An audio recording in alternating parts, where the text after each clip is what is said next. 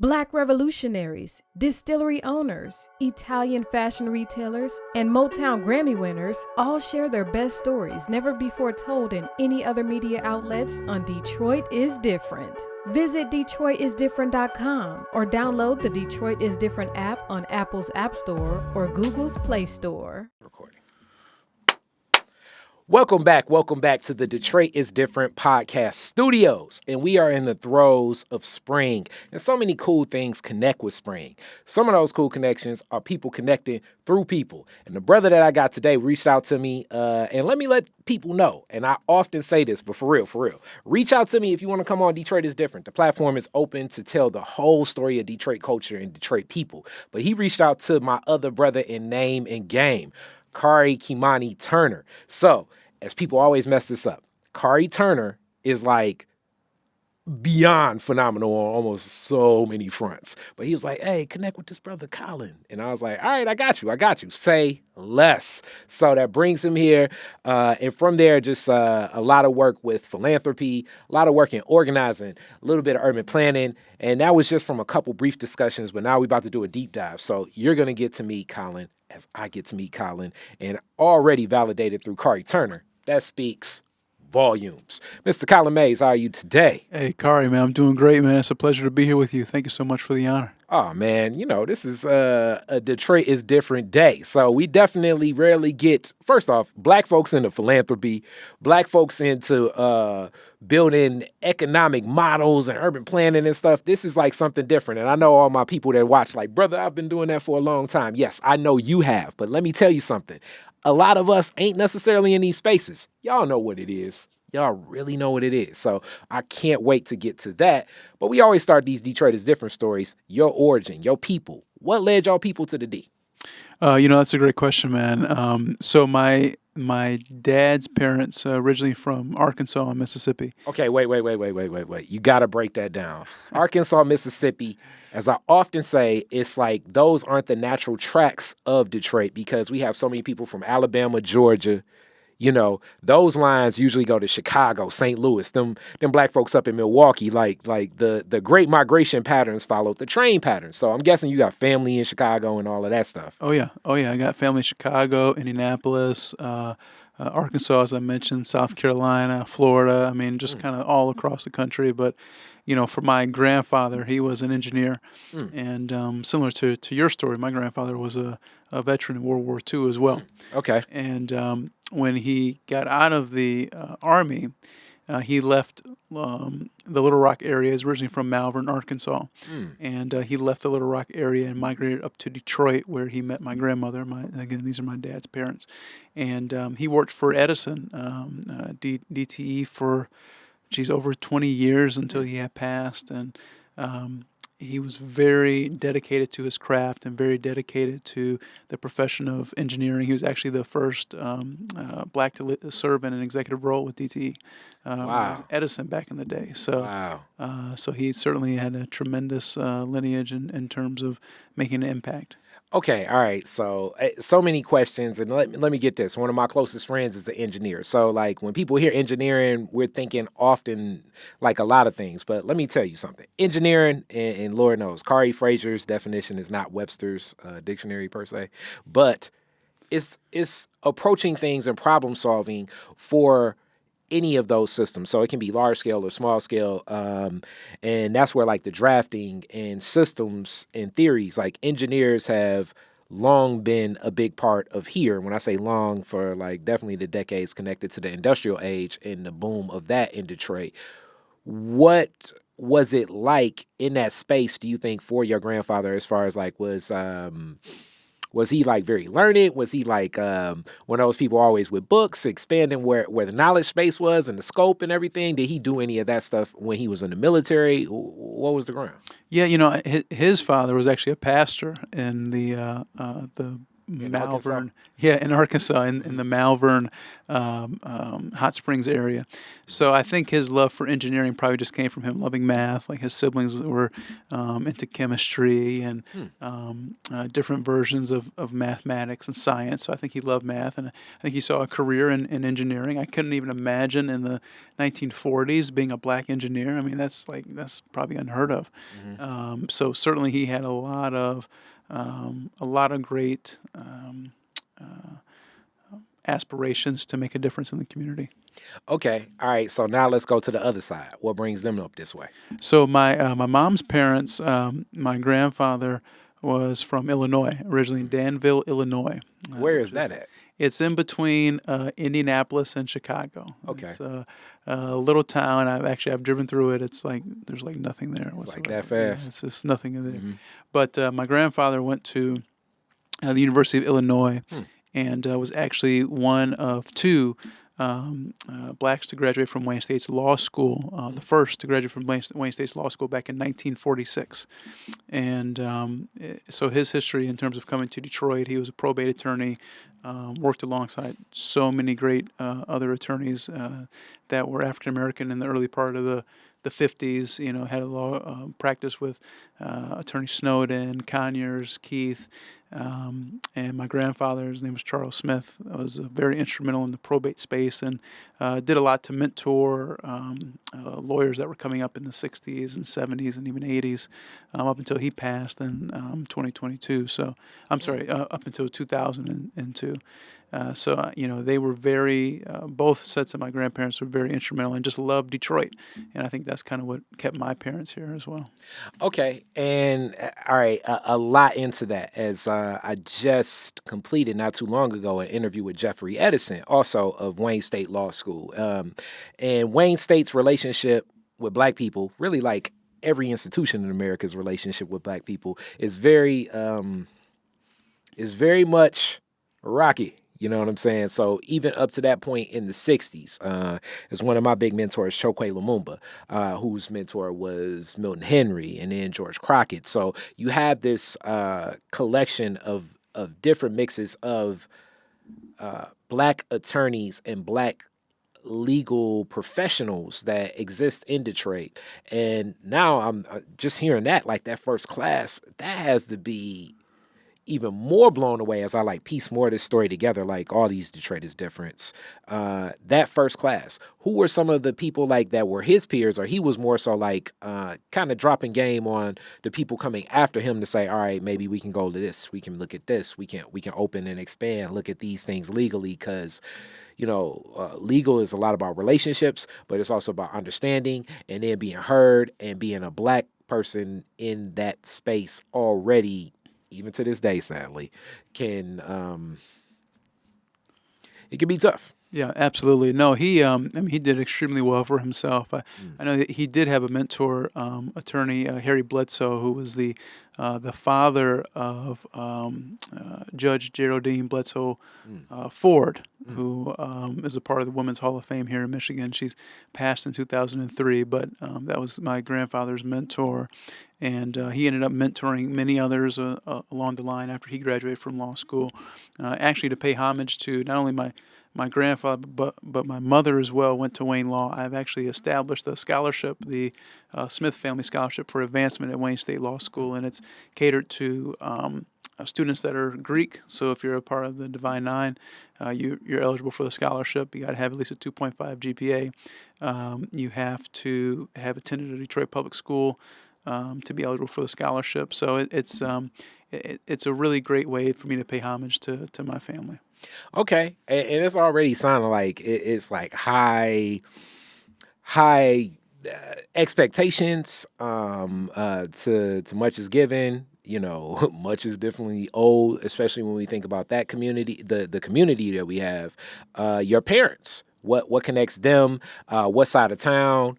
Where are they growing up, Detroit style? Sure. So I was just talking about my mom. My mom grew up on Vassar and went to Cass Tech. Okay. a technician, and from there she went on to Eastern Michigan, and she originally wanted to be a teacher. But as I mentioned, my grandfather was an attorney, so she decided that she wanted to follow in his footsteps and become an attorney as well. And they both practiced probate. And she did night classes at Wayne State University, School of Law. And her career was heavily in the public sector. And she used to do a lot of work down at 36th District Court. And she loved all the work that she put together with being able to help out defendants with various cases. So, her entire career, like I said, was really outside of a brief time in the private sector working with my grandfather. She really devoted herself to kind of the public service and being really able to give back to the community, those that didn't have representation, those that couldn't afford representation. She loved being able to serve in that capacity. All right, so I'm guessing with a mom that's an attorney, you grew up with like books being like everywhere. Dude, it was like too much because you go to school, you're reading books, you come home, parents reading books, you're like, listen, I just want to play a video game, I don't have time for all these books. So yeah, my mom was a very analytical, strong reader. My dad as well. And my dad actually was an architect, and so much of the work that I have put in was really mirrored after my parents, because I saw the work that they did in the public sector, and I said, man, I love that. I love being able to make a difference in people's lives, like every day. And my dad, in terms of his architecture, his work, like you'll see the People Mover, he was the lead architect on that. Joe Louis Arena, the McNamara Terminal down at the airport. He did so much for the architectural airport space just across the country, St. Louis, Atlanta. And, for me, I originally wanted to be an architect just like my dad. The problem is that I can't draw to save my life. So that may be a problem back in the day. Right now with AI, man, you'd have been in there. I'm just messing with you. No, so I told myself that, I view my work as a public administrator, as a community advocate, and a philanthropist, as an artist. Except I don't have a traditional canvas, if you will, in terms of drawing. The community is my canvas, and I'm, through my work in philanthropy, economic development, community development, I'm drawing a picture that will last, hopefully, a lifetime. So what neighborhood your dad grew up in? You said Vassar. Vassar is like a stretch for your mom to get to Cass Tech, and that's them technicians. They go places. But where was your dad? So my dad grew up kind of close to the Outer Drive area, and he actually went to McKenzie. He went to McKenzie High School, and then from there went on to Howard University. Outer Drive and what? I don't know the exact cross street. Like West Side Outer Drive, East Side Outer Drive? West Side Outer Drive. Okay, yeah, right, both my right, parents right. are West Siders. Yeah. Okay, because it's like Outer Drive is okay for people that aren't from Detroit. It's a street in Detroit named Outer Drive that I believe at one point in time it was like the outer skirts of the city. Lord knows, there's some historian like Jamon Jordan like slamming his phone or something right now, but I believe it was the outskirts. But it's the most oddly. It goes east, west, east and west, north and south.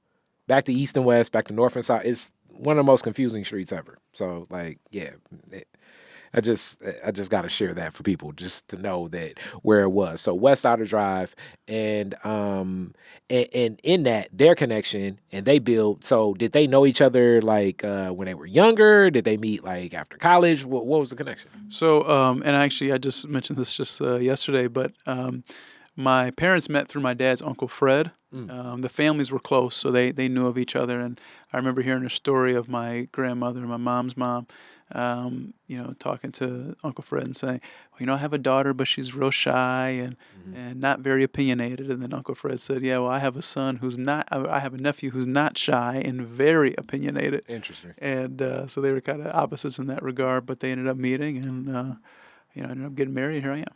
Yeah, that also happened back in the day a whole lot. Like the hookup was like real, like, you know what I'm saying? Like through a person. Yeah, not like today. It's not like today, but that sparked a lot of that in that connection. So within that, was that like after college? Was that was that during college? Like, did they meet as they were on their career track, or was it after? It was after. Okay. They were both in their 20s at that time. Okay. And my dad actually moved back from Atlanta because he worked for Atlanta's airport. He moved back and worked for Smith Hinchman and Grills, and they had met at that time. My mom was working with my grandfather in private practice, so they had connected at that time. Okay. All right. So what neighborhood did you grow up in as a kid? What do you think of it when you think this is where I was at? Man, I'm going to tell you, man, I grew up in the burbs. Okay. All right. Whereabouts? West Bloomfield. Okay. What was that like growing up in West Bloomfield, coming up just black West Bloomfield in that time? Yeah. So when I grew up in the early 90s, I was the only black kid in my class, like in kindergarten and first grade and second grade. By the time I got to third grade, there was another one black other kid. Yeah, one other black kid. Yeah. I mean, because it was so, I don't want to say unheard of, but it was just, it was so unique to have black kids out in the suburbs, especially out in West Bloomfield. I mean, I think so many of us were just migrating out to Southfield, maybe Farmington Hills, but like the further out you get, it's like, this is, you don't really see this often. So, but, I had a great, like, middle class upbringing. And So what was that like just the school journey? When you are like that one black kid, you would say, like, what was the, you know what I'm saying? The teachers, the connections, just different things like that would connect, that I'm sure you're connecting with your cousins when you travel back and forth, grandparents' house and things like that.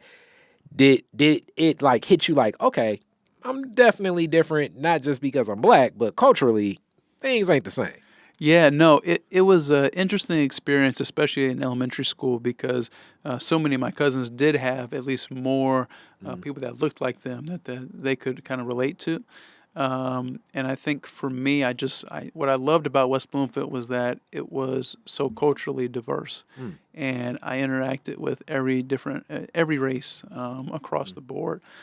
So it really helped me to kind of hone in on how you deal with people. How do you interact with different people from different cultures? How do you learn things? And it was a great experience overall. Like I said, once I got to probably middle and high school, it certainly leveled out, and you saw more of you saw some other black folks. Yeah, some other black folks out there. You know what I'm saying? By the time you got to prom, it's like, I can take a black girl. Yeah. Yes. Yes. All right. So and a lot, God knows, it's like who you took to prom, like, he ain't stay with me. So hey, it's all love. So carrying on through like high school, what was your scope? What were you thinking? I know you said architect was something that you were thinking. You see lawyer, you see professions that people would look at and say, like, wow, this is phenomenal. And then just tapping into like a family, almost like a family trust of a knowledge base that you have of experience and different things. What's your take going through high school, teenage years of this is what I want to do, and how do you make that up? Yeah, so like I said, when I was younger, I really wanted to be an architect, and then after I took a few art classes, I realized that just wasn't for me. And by the time I got to high school, I was determined I'm going to be an attorney, like my mom, I'd be a third-generation attorney. And I carried that with me even through college. And I realized that I really don't want to practice law. I don't want the debt, and I also just don't see myself getting up in the morning being excited about going to court or even having to defend somebody and going to court. But I loved the public service aspect of things, and I started researching what could my career be like in public service, and I saw local government as really a pathway to be able to do that. So I started studying, well, what does it mean to be a public administrator?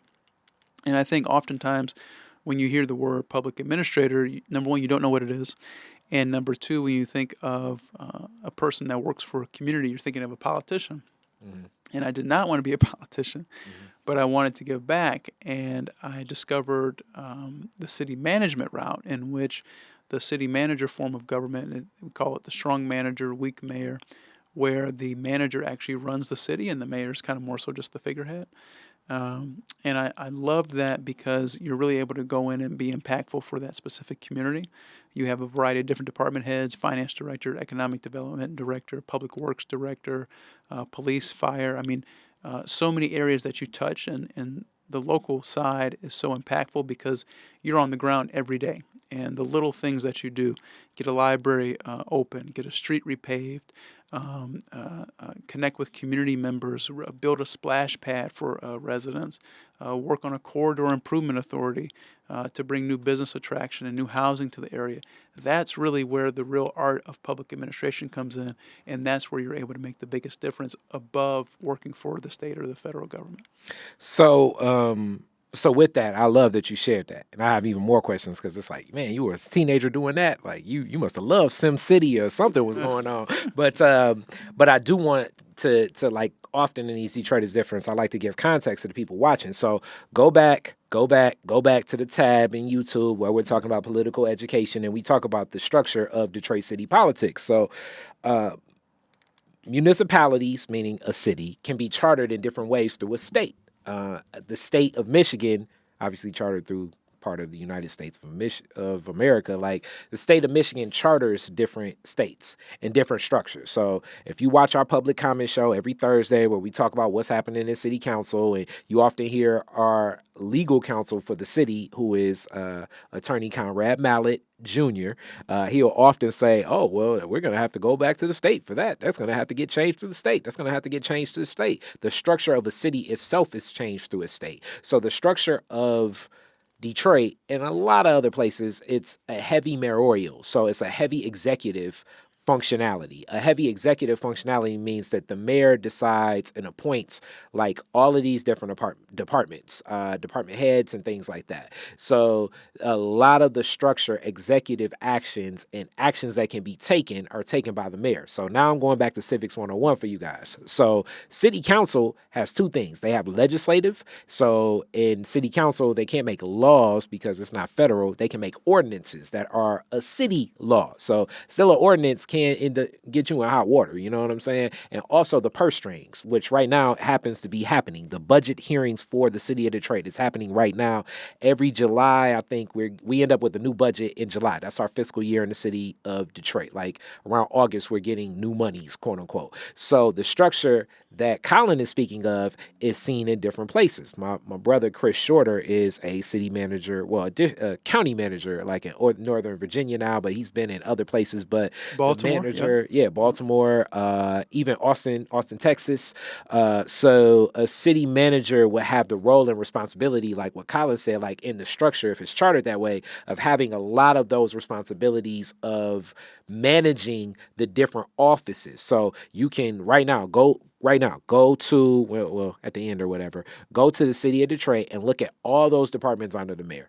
If we had a city manager here, the city manager would be responsible for the leadership of those different managements and public works and the police officers and the waste department and the parks department. Like all of that, the city manager would kind of like move forward the agenda. And the mayor, as he said, like a figurehead, I think would also delegate and then work to sway the winds of city council or the legislative body to like get the purse strings to fund a lot of this. And nowadays, I mean, Detroit definitely, like a lot of places, have like these public-private partnerships and find the right private partners to join in public. And that's like the structure. And it's very prevalent in a lot of other cities. Another city manager that we can give a shout out to, my homie, Roderick Miller. He's doing all types of stuff down in Miami-Dade right now that was the leader of the Detroit Economic Growth Corporation at one point in time. But it does happen. It happening in Detroit, I don't know, because this is such a mayoral city, and that's like a heavy hand the mayor has here. But I do think that there have been some great models in that. What was the perspective for you to even see that? Because that, like, not just Detroit, most of the cities in Michigan are so mayoral. Like, how did you even have the projection of saying, like, this is something that could happen? Yeah, and there are some cities in Michigan that are a strong manager. Sterling Heights, Troy, Farmington Hills, Novi, Brighton, Muskegon Heights, Muskegon, Grand Rapids. So, I mean, there's a lot of cities in Michigan that are strong manager. For me, I realized that if I really wanted to have a career in a long, impactful career, I view that as being a city manager as opposed to being a mayor. Because as a city manager, you're constantly working behind the scenes, and you're constantly working to improve the lives of the community. I think when you're the mayor, it's always a spotlight is on you, but more so front facing. And for me, I like to kind of be that quiet strength behind the scenes that's operating and getting things done. Okay, and definitely thanks for uplifting some of the places in Michigan. But just looking, like when we were looking through the information, I'm like, man, this is a lot of mayor-based cities, and some of it changed over time. But coming up, like just what that heavy hand is, and then also that relationship between that mayor and that city manager must be strong. It has to be strong, yeah. If that doesn't work out, you're not going to have a job, and the mayor will find a way to get rid of you. So in this scope, and this is where you're drafting. You're sharing this with family, friends, and everything. How do you find your point of reference for like knowing what to do next? And then I didn't even go to what college you go to and where are you studying this. As you're like, okay, getting more interested in seeing like, okay, this is the path I want. Yep. So I went to Western Michigan University and studied political science, which was exactly what my mom studied when she was an undergrad. So studied political science, and after that went out, worked for a state representative as well as a state senator, and then Michigan Works. So I took about a 3 to 4 year break, and then I went back and got my master's in public administration, which in my profession is needed to really advance in the public sector. Most people may not have even heard of what an MPA is, but it's the equivalent to the MBA, but for the public sector. So we're dealing with stats, we're dealing with forms of government, budgets, analysts. I mean, just the whole nine in terms of how does a city run, how does a city operate. So it's a very special trade that you have to be able to incorporate when you become a city manager. All right, so I definitely got to go in. You just laid a lot on me, so I wanna pull back the onion a little bit. So, state senator and state representative. So for people that know, like the state house, that's completely legislative, and our state house is as active as I think most state houses. You know what I'm saying? It's always this side's messing up with this side. It's like layers in Michigan. It's city versus, well, it's really Detroit versus everybody, but it's like Detroit kind of from one perspective, or places where black people live, and the rest of the state, it's rural, it's the UP, it's Democrat, it's Republican, and it's tough. Like that state house is, watching some of that, it's like, what the hell is going on here? What was your experience like in state house, and what did you pull that you were like, okay, it has to function in different ways? For me, the biggest thing was just sitting in on those appropriation hearings. I mean, that was very meaningful. Working with constituents, so helping to draft policy, helping to deal with constituent concerns and issues, because you got the chance to really, again, touch the community. And that's what I was most concerned with. That's what I really wanted to do, was be able to touch the community and make a difference and a lasting impact in that community. So being able to work for both the State House and the State Senate was a fantastic experience, man. Okay, so you said appropriations. I want you to break that down. I'm gonna have you give the example of like, okay, you don't think that somebody in their 20s would be thinking, it's the appropriations meeting today. What did you find? First, get a definition of it, because I'm sick of giving my definitions. But get a definition, and then also, what was it about that's like, this is piquing my interest? Sure. So it could be a series of different topics. So, like example, a budget appropriation. You're trying to make sure that a budget gets passed. You're trying to make sure that your specific line item on that budget is going to be up for review, is going to get passed. But you want to make sure that the organization, or the community rather, that you're representing has a fair share in terms of what the revenue is going to come from the city, or from the state rather in this case. So you want to make sure that you're being as fully transparent with what your needs are for that community, and that you're able to advocate for them. So just kind of seeing that from as a student of the game back in my early 20s, and advocating and seeing how everything kind of lines up from a state perspective really helped to not only solidify my love for government, but it helped me to realize that, you know what, I can be even more impactful on the local side, as opposed to the state side, because the local side I'm touching every single day. Whenever you get your trash picked up, whenever you get a water line fixed, whenever you have a library issue, whenever you have a issue with taxes, that's all going to be touched upon in your local government realm, and that's what I love. So, I would say yes, it definitely is a local government challenge. But now now it's like deviating. Just I want your take on this. When I think about like communities like mine, like the other day, DTE moved one of the meters inside the home to outside the home. They're prepping for that, which had to also reconnect where the water line went, which led to a water line break further up the block, which led to them digging up further water lines. So this is causing more stress into the water department. And I believe that this is just because of the corporate relationship between DTE and the water department. And I'm telling them, okay, you all have already ruined they're ruining the hell out of my grass. Like, it seems like every 4 months now, because every time it seems that they need to redig up some line closer to where I'm at, which this is like a corporate interest, which also led to like some rust being like in the pipes of this house and the next house. So I'm giving you this long soliloquy because I'm drafting a hell of a letter that's going to go to DTE and a couple other people. You know what I'm saying? I already got my protesters ready to we about to not the shake up some protests. stuff. So when things like this happen, because the corporate partner is a neighbor too, but that corporate partner is shifting so many things. This person was a little bit better than last time, where they at least provided me a number before they didn't. But the corporate partner is shifting the quality of life for everybody else on my block. And I know people look at my block like, it's messed up anyway. But it's like, we over here and we love being over here. And even more reason why you shouldn't put these stressors on our community. And now it's putting more stressors on the water department too.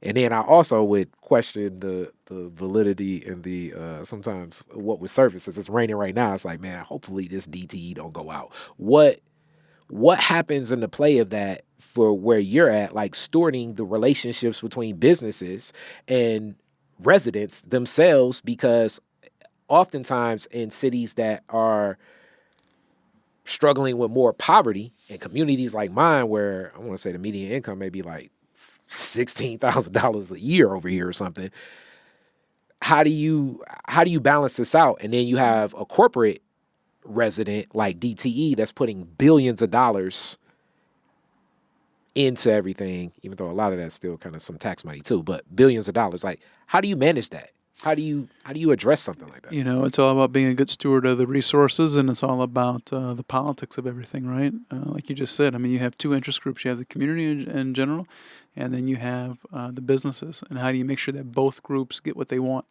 The winning recipe to any successful deal in the public sector, and winning recipe to probably any successful deal anywhere, is when both sides come away from it saying, we won. We won something, right? So the business... How often does that happen in politics? Well, it has to happen in order for a deal to get done, because I'm not going to sign off. You're not going to sign off on something that we don't feel like we won something. We may not win everything we wanted in our proposal, but we won something.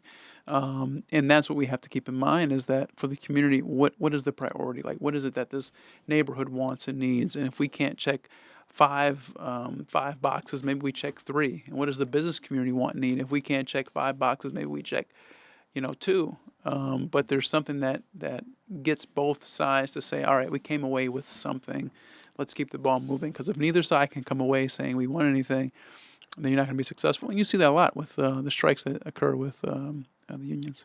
I mean, I'm seeing it like right now because I feel like we just getting bullied because they're just cherry picking where they want to take the you know what I'm saying? It's like, it's just imposed, it's like your service will be shut off if you don't agree to us moving the meter out. So it's like, I don't even know how much say I have in reference to this. You know what I'm saying? I don't know who to reach out to. Helena Scott is my state rep, and she's actually done some hearings with the MPSC connected to this. So the Michigan Public Service Commission, which decides the rates on like different things like water and gas and lights. And I know I'm on a tangent, but we in this space, And that's where I just wanted to share to the audience and also for you, like, this is some tough work. Mm-hmm. Yeah. This is some tough work. It no doubt is. I mean, and you got to have thick skin, especially if you're going to be in the public sector, because you're going to get lied on, you're going to get talked about, you're going to get intimidated, you're going to get bullied, you're going to get, I mean, the whole nine. So you got to be tough, and you got to be able to take it and keep moving forward. So it's not the most glamorous job, but if you love community, you love what you're doing, you're going to see it through. And then also Michigan Works. Michigan Works. What was that like? How long were you there? What were you working on? Sure, I was there for about 3 years. I was working on apprenticeship programs from really across the state, but primarily southeastern Michigan, and increased registered apprenticeships through the Michigan Work systems, over 60% increased. Worked with a variety of employers to keep employees employed. Conducted a survey where we saw that the biggest barriers to employment were transportation and childcare. So created a program called the Business Resource Network, in which we had a success coach come in with those 6 employers that were part of our cohort. And those 6 employers sent their employees to the success coach. We were able to help out with Uber cars, able to even in one case help someone get a car, $2,500 for a car so they could get to work. And we saw an increase in terms of the employee retention by more than 94%. So that, and then along with the apprenticeship programs, I mean, I crafted IT apprenticeship programs, healthcare apprenticeship programs, advanced manufacturing apprenticeship programs. One of the programs I was working on, I didn't have a chance to finish prior to leaving, was a program specifically for black male teachers that would allow those interested in the educational space to come in and do a pre-apprenticeship program that would then lead to apprenticeship program just to try to get more black males into the classroom, because that's an area that we're struggling with all across the country.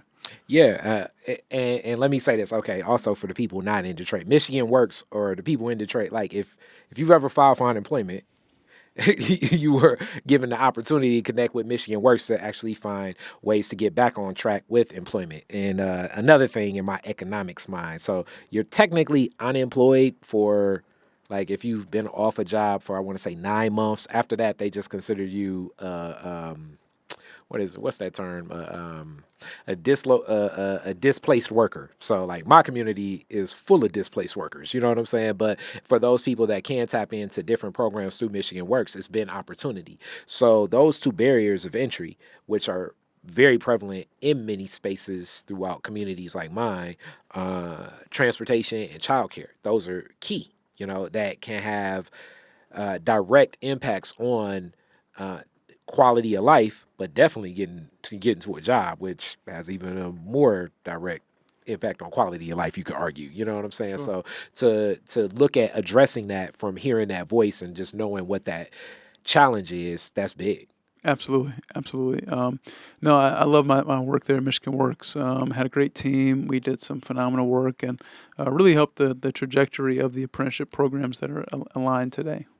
So, and even with something like that, which now we kind of get into the work where you're at now, but I want you to pick this question up and then go into it. Like communities like mine, where poverty has calcified, meaning like it's like been so long and that it's just been existing. Like, especially a neighborhood like mine, there are people that have, usually a lot of people like me with like degrees and stuff aren't staying here. They usually like, yo, I got to get the hell out the hood for many reasons. But just what's prevalent and what stays here. It's a lot of people that I know feel trapped. I love my neighborhood and I love what I'm doing with the garden and a lot of other stuff. I love the vision of this, but everyone's not connecting to community the same way. But poverty is so pervasive. You know, we look at like Martin Luther King starting like Poor People's Campaign and other things, and it becomes like a mentality, a mindset of where things are at. So resourcing communities like this, in spaces like that, like how do you get a grander understanding for people that really don't understand that sometimes like the culture of even over here is so different, where people will say that just don't make no sense, but over here it makes sense to be like, all right, man, yeah, you can run lines over here. Like it's just recently was a fire today because people running extension lines between houses and stuff. Like this is like commonplace sometimes in neighborhoods like this. Because it's like we still want our electricity, but how do we do this? And then it's not the right lines to even run outside. You know what I'm saying? Like, how do you get people that don't understand culture where it's like that don't make no damn sense, but it makes all the sense in the world in communities like this? I think a lot of it comes down to education. Educating those that we want to come to the community, those that we want to see invest in the community, showcase and tell the story of said community. So one of the first things is making sure that there's a clear pathway for people to come and get involved and volunteer. I'm always amazed at how many folks actually want to work in their community and work outside of their community to help another community. I'm talking about corporations, I'm talking about businesses, politicians, of course, because they want to get elected, right? But just other general people in the community that want to come in and make a difference. And that's what it's all about, is being able to tell that story of why your specific area matters, and being able to gain support in that way. So in that, your work now, and you talk about welcoming people to different communities. What are you working on now? So I've got a few things going now, man. I got so many things going, my head is spinning. But I just served as a co-chair for an exhibit in Detroit last year, the Soul of Philanthropy, which I'm very proud of. It's something I worked on for 5 years. Congratulations. Thank you, brother. It's myself and a fantastic woman named Kia Washington. We served as co-chairs on that.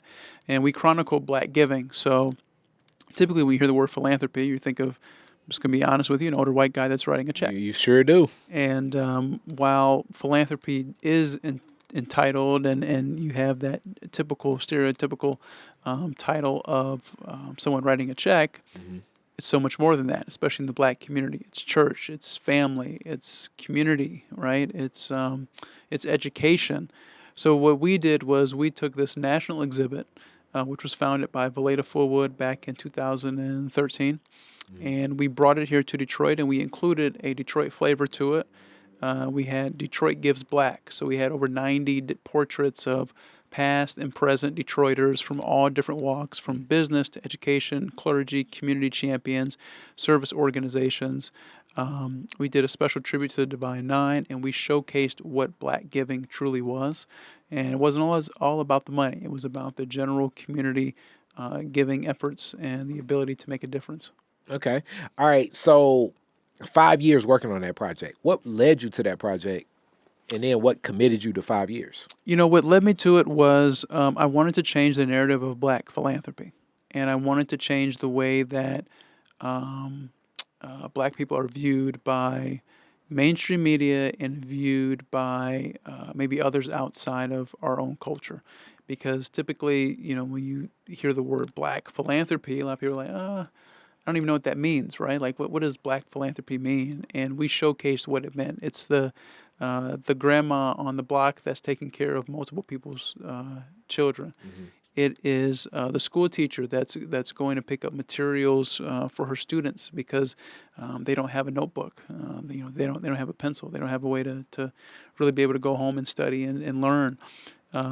So it was a way for us to showcase Black giving in a way that hadn't been done before. That's interesting. The term I often always speak to and attribute that to is social capital, and hence like the collard green cook-off. And I don't know if people know this. My outreach is the Grandma Street Team. So it's a collection of 6 women, all grandmas, that have built social capital from naturally going to so many different community events over time. So, the Grandma Street Team, though, and we're open for more people, and we pay them for the outreach, so they're my street team, but they've gathered that same social capital from the role they play in community and giving and being present for different things and, connecting different people to things. So to highlight that and reframe how we think of, because we do think of like, I'm old. I watch 80s cartoons. When you think of like Scrooge McDuck, like writing a check for $1 billion to like some special program, and now that special program can keep going for a year or whatever. That's what we think of when we think of philanthropy. It's rarely from like a more interpersonal, intimate space of one-on-one connections with people directly connecting to their community. What was the response of that exhibit? It was amazing, man. I mean, like I said, we had over 90 local portraits. We got a lot of great media around it, but most importantly, we had a lot of great community around it. Mm-hmm. And it was housed at the Detroit Historical Museum. We ran it from June to August. August is Black Philanthropy Month. Our closing ceremony was at Campus Martius Park. Mm-hmm. And I mean, I'm still blown away. I don't even have the words to describe it, like what it felt to be able to bring all that to Detroit and to have the associated programs and to just have people view philanthropy differently, because that was the purpose of it. All right, so now like the personal question of it, like mom, dad, they're seeing this manifest in your work, and you worked in politics a little bit. What has been the response to them saying like, okay, Collin's doing this? Like, what was their response to something like that? Yeah, my parents have always been very supportive, no matter what I've done, what I wanted to do. My entire family in general has been very supportive. I'm joined here today. Actually, she's not on camera, by my cousin, who's worked in philanthropy herself for many years and is currently on track to get a PhD in the field. So I've always come from a very philanthropic and generous family, I'd say. So. But you know me, I want that. Like, what was the response? Like, that's the political response. What was the response when they was in there and they see this? It's like, yo, when they in Campus Martius, looking at you, bringing this together, tell the stories. You said 90 different people. Yeah. What was that like? It was overwhelming. It was definitely overwhelming in a positive way, because it was something that I did, and I think that my parents realized that after many years, when I put my mind to something, I say I'm going to do this, then they're like, okay, Collin's going to do it. Some of the other accomplishments that I've had over my life. I'm currently writing a book which comes out next month, and I'm working on a series of health initiatives across the country for Black men. So my parents and my entire family, when they see me committed to doing something, they know that it's going to go well, and I don't even know if it's a matter of can he pull it off. It's just a matter of when is it going to happen. That's deep.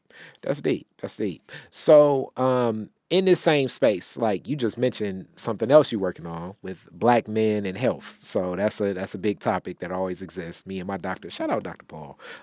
We always having debates about Black men and health and the culture of Blackness and stuff. But he a white dude, so it's even more interesting, especially when he got he's had Black students. I forget what that's called. Like when they're about to be a doctor and they residency. Yeah, he's had some Black residents, and it's like, damn, that client is crazy. It's like, yes, I am.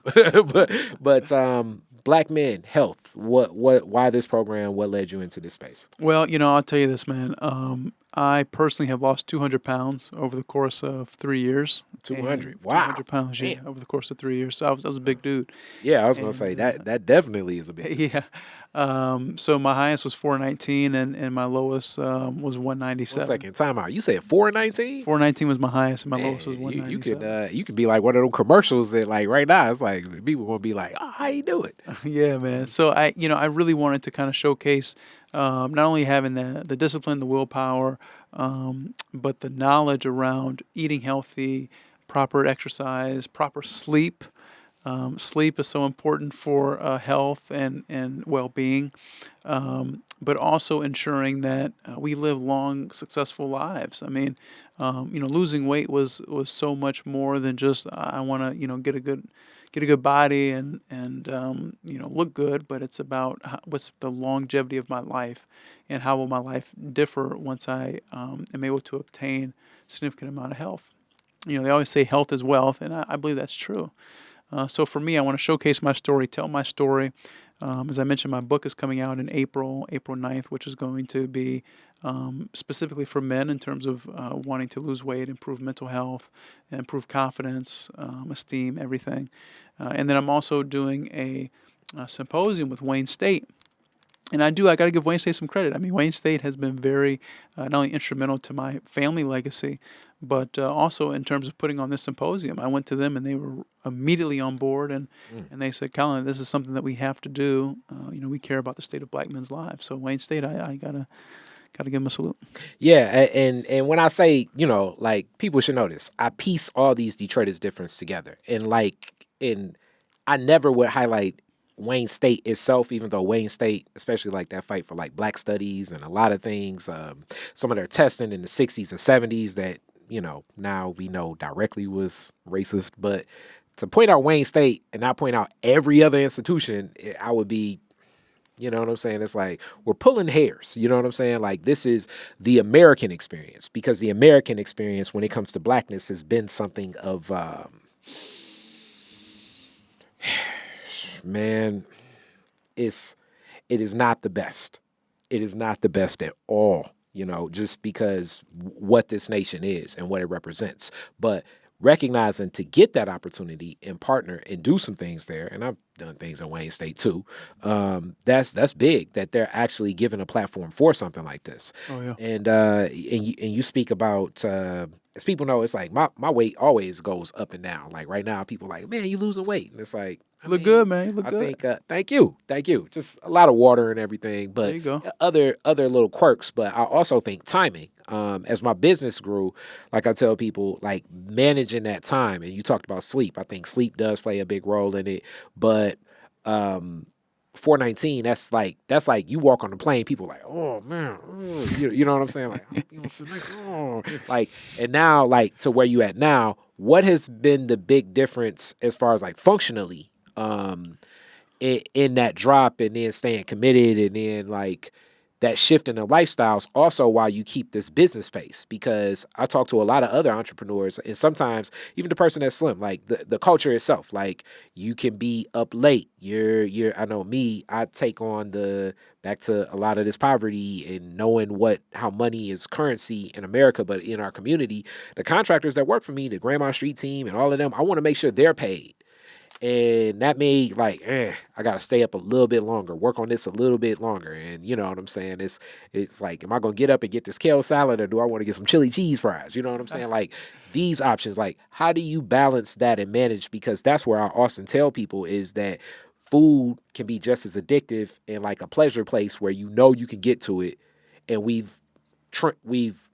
our taste buds have been conditioned to like a lot of stuff that's probably like not good for you. Like they say, if it tastes good, it's probably killing you. Yeah, and this is one of the things I talk about in my book is that you can be having a food addiction is the worst addiction you can ever have. You can be addicted to gambling. You can be addicted to sex. You can be addicted to drugs. You can be addicted to alcohol. You can be addicted to retail therapy, and you can literally survive. Like you can function as a human being without any of them. Like you can function. You cannot function without food. You have to eat food in order to survive. So having a food addiction where you cannot put down the fork, put down the spoon, you can't tell yourself no, is the worst and the hardest addiction to break. And it's something that we don't talk enough about. So I touch upon that in my book. It's something I want to touch upon in the tours that I go on as well to discuss Black men's health. But it's something that we have to be able to address. We have to be able to address some of the mental challenges that we have around food, certainly the physical challenges that come along with having those mental challenges with food, and really come to an understanding that, hey, look, we're doing this for our longevity. I have a one cheat meal a week. It can be whatever I want it to be. It could be pizza. It could be burgers, typically pizza.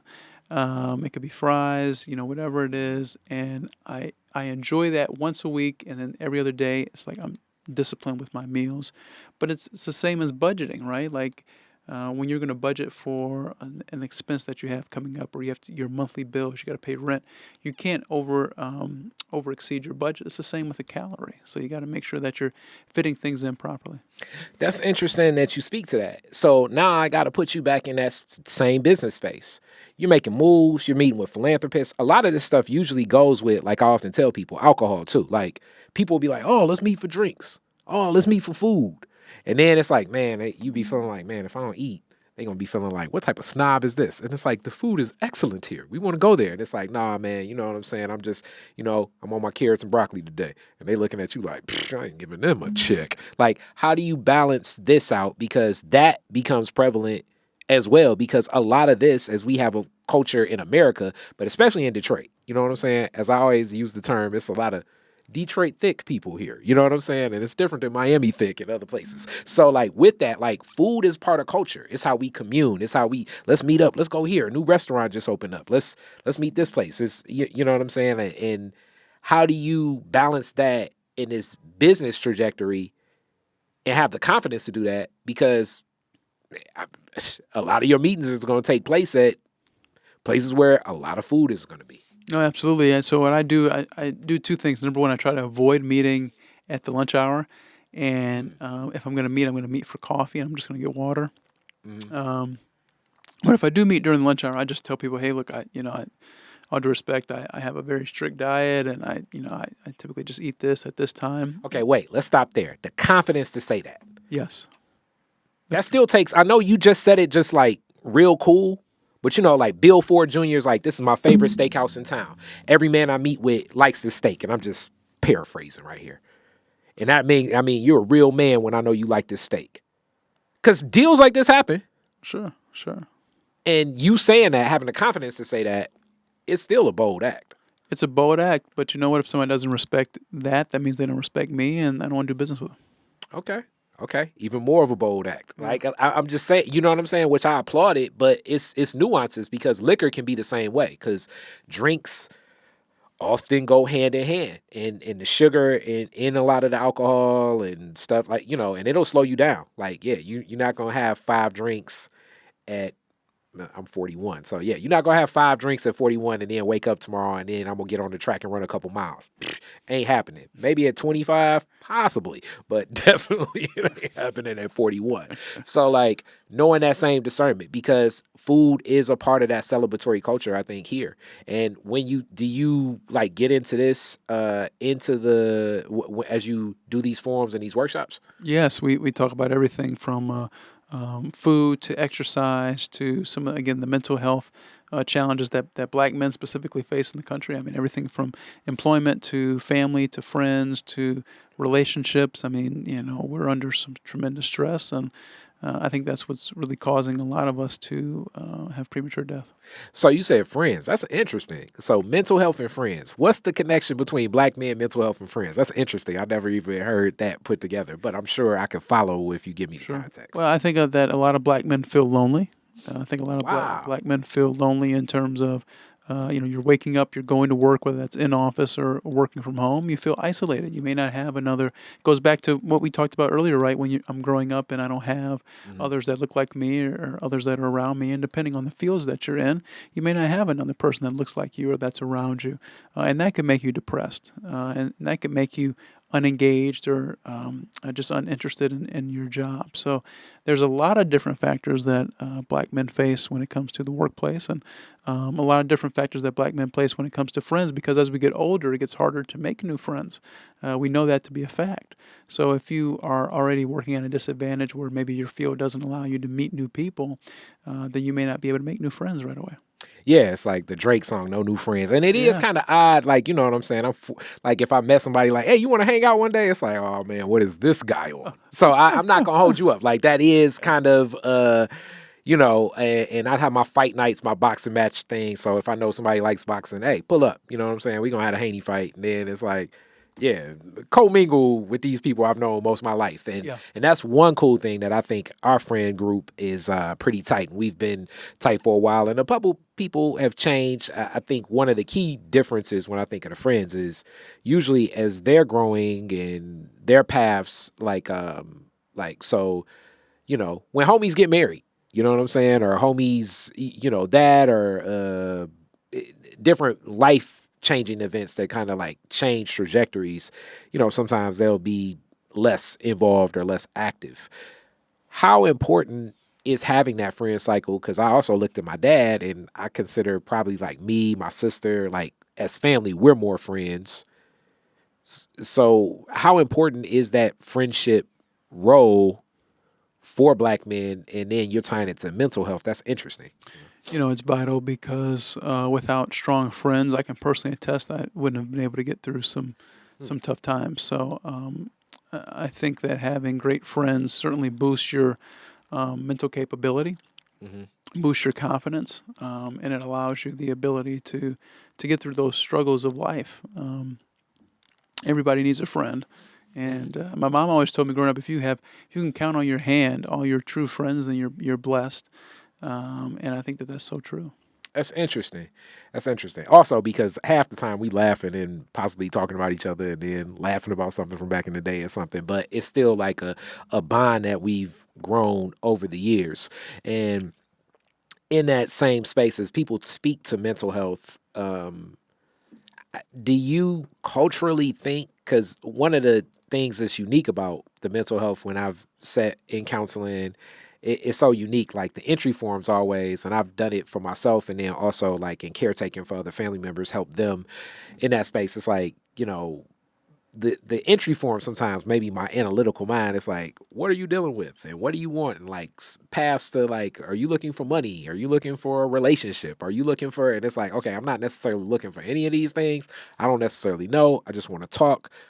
What do you see as some of those premises that can strengthen mental health for Black men, where we won't have our guards up as much to not feel like it's so odd?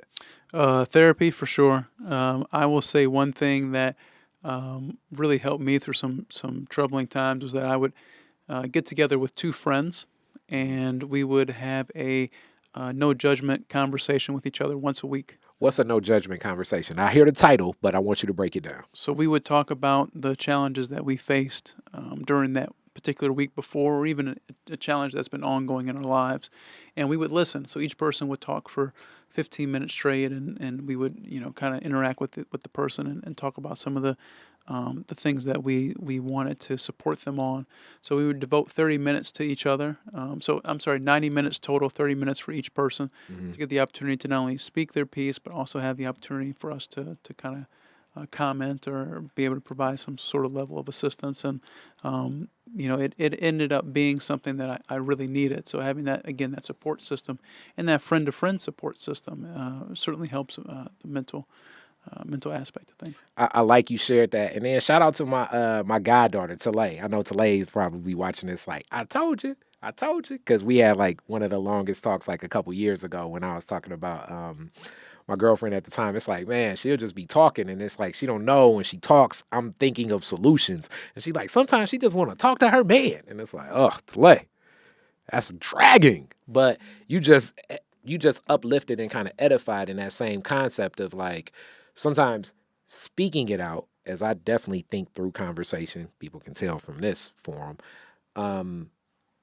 it's less about the solution existing more so than just speaking it, which sometimes can feel like,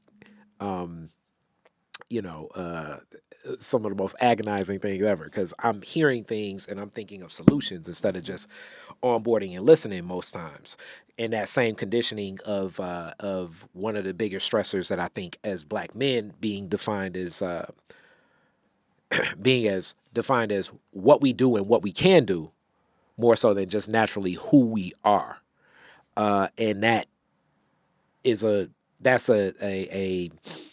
understood pressure and anxiety that I believe myself and many of the Black men I know have accepted. I don't even necessarily know if that's reality, but it's definitely something we've have accepted. So what do they say? Observation is real, perception is what we perceive, but that perception has become an observation for a lot of the people, I believe. For sure. No doubt about it. I agree with you. All right. So with that being said, man, we're at the end.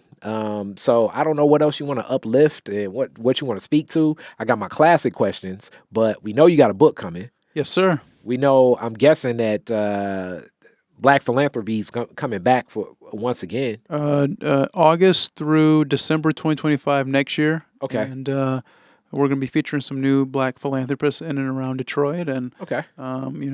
So don't be surprised if it's somebody that's on that feature. I would love it. And then Black Men's Health. I'm guessing that's definitely coming to Detroit. Black Men's Health is coming to Detroit at Hartford Memorial Baptist on April 13th. It's a Saturday from 9 to 2 p.m. Okay. It's on Eventbrite. Please register. If you have any questions, you can find me. You can email me. My email is mayscollin, F as in Frank at gmail.com. You can also go to my website, collinmays.com, where you can find my email. We want to make this big. We want to have as many black men come out and we can just have an open dialogue about some of the challenges that we're facing and some of the ways that we can improve our health mentally and physically.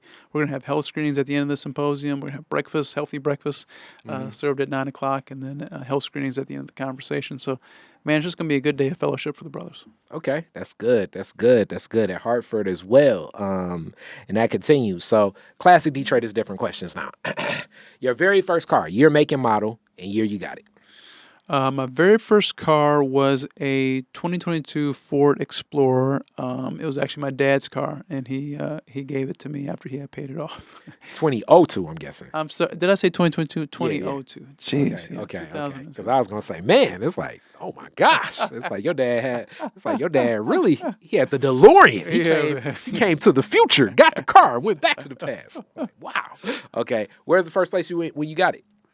To school, because I was 16 and I needed I needed the wheels to go to school. So yeah, hilarious. You was like, hey, I'm about to hit the bend first. All right, you're the DJ at the end of the fireworks. You can play 3 songs. You're at Woodward and Jefferson. What 3 songs you playing? Man, Migos. I'm a big Migos fan. Okay, which song? Man, I love all Migos songs. Man, Stir Fry, T-shirt. Okay. Man, I just love Migos. Like I just love. You're gonna have everyone that like what era would that be? So people will be vibing big time.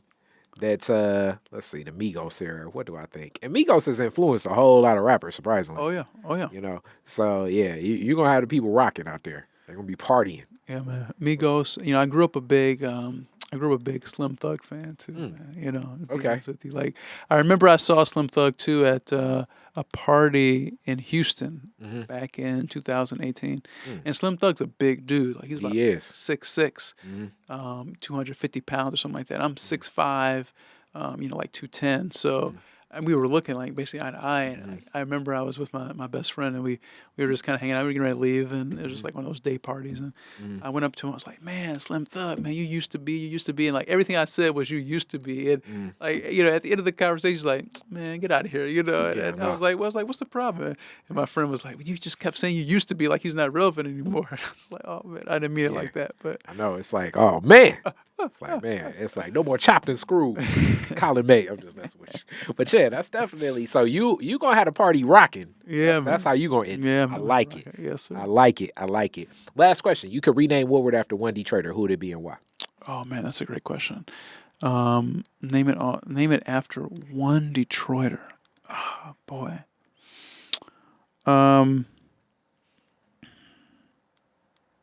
I'd probably name it after a block club.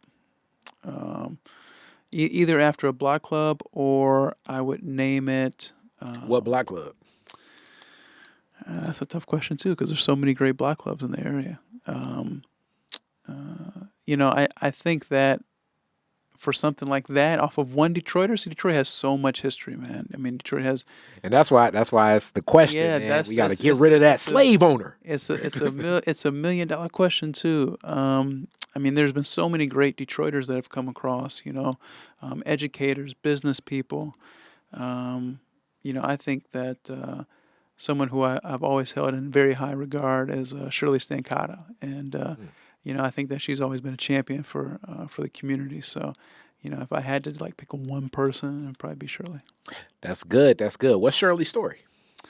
Shirley was a longtime president of New Detroit, which is a nonprofit organization in Detroit, and she's always been a champion for the Black community. She currently sits on the board of governors at Wayne State, and she's very active with a variety of different organizations still in Detroit to this day. And she doesn't know me extremely well. I've just always admired her work, so I think she's fantastic. That's powerful. Thank you so much, Collin. Definitely. This is a Detroit is different. Well, thank you. All right. Peace. Detroit is Different is where you get information, artistry, history, music, and even comedy. Detroit is Different, a home for the culture of Detroit. Visit online at DetroitisDifferent.com today.